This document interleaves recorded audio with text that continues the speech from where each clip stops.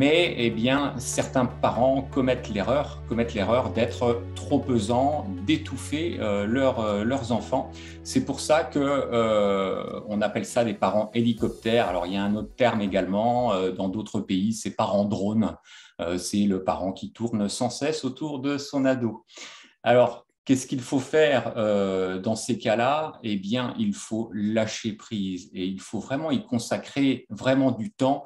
Bon, de toute façon, tout au long de la vie de nos enfants, on leur a donné des valeurs et ces valeurs-là, eh bien, elles restent. On a l'impression que ça rentre par une oreille et ça ressort par l'autre, mais c'est impressionnant. Lorsqu'ils se retrouvent avec leurs amis, eh bien, nos jeunes qui ont reçu ces bonnes valeurs-là vont dire à leurs copains « Non, non, c'est pas bien ce que tu fais, là, tu es en train de voler. Non, non, le vol, c'est interdit, il ne faut pas faire ça. » Ou ça va être « Bien là, tu as trop bu, arrête de boire. » Donc voilà, à partir du moment où on leur donne les bonnes valeurs, eh bien, ils interagissent avec leurs copains, mais nous, on ne le voit pas. Ça. On veut bien évidemment que notre enfant, notre ado, eh bien, soit parfait, soit même mieux que nous, réussissent mieux que nous, mais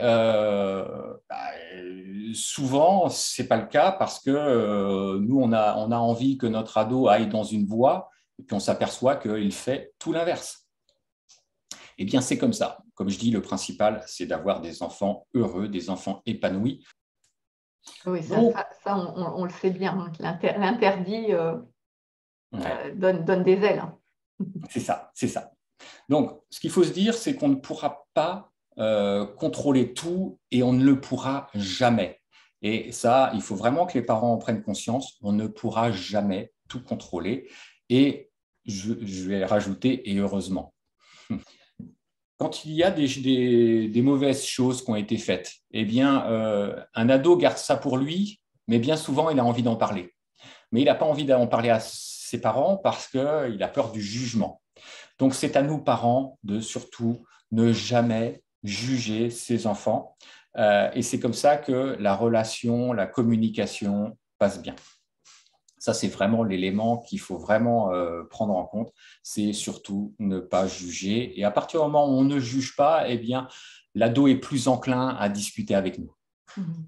Voilà. Des fois, il ne faut pas forcer.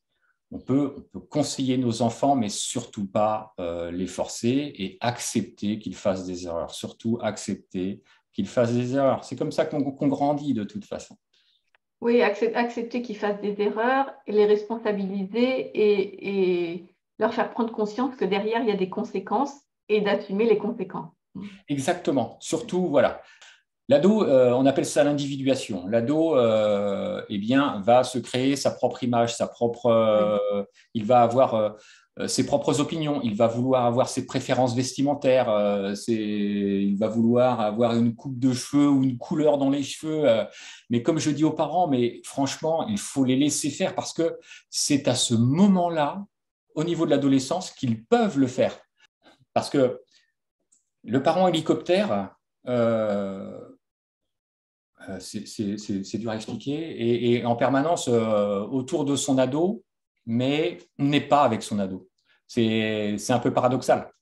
C'est-à-dire qu'on tourne autour, on essaie d'être avec lui, d'essayer de faire avec lui, de lui dire « fais ci, fais ça, j'aimerais que tu sois, je ne sais pas, vétérinaire, j'aimerais que tu sois ci ». Et puis, malgré tout, il n'y a pas d'échange, il n'y a pas de cohésion, il n'y a pas de collaboration. Je parle beaucoup, moi, il faut collaborer avec ses ados.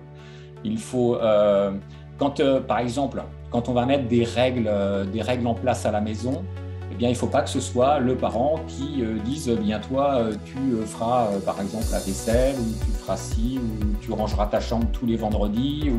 Non, il faut le faire avec son ado.